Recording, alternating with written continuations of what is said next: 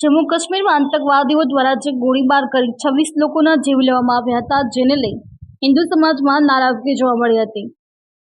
जम्मू काश्मीर में गईकाल थयेल आतंकवादी हुमलाने लई देशभर में भारे विरोध जोवा मळी रह्यो छे। त्यारे આજરોજ भावनगर में पण समग्र हिंदू समाज तेमज राष्ट्रीय चेतना संघ द्वारा शहरना क्रेसेंट सर्कल खाते सूत्रोच्चार साथे विरोध करवामां આવ્યો હતો।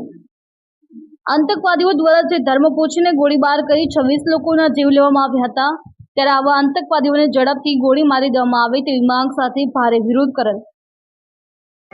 आज घटना बनी है, जे कायरपूर्ण घटना बनी है, जे पाछळथी घा करवामां आव्यो छे अने 26 जणो निर्दोष ने मौत ने घाट उतारी देवामां आव्या छे।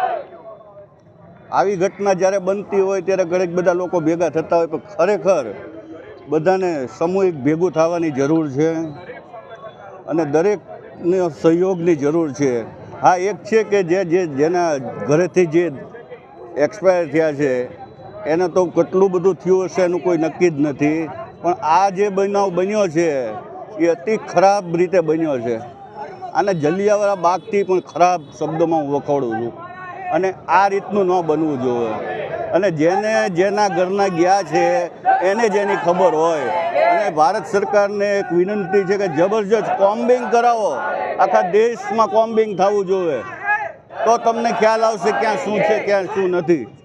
બાકી આવી રીતે નહીં ચાલે।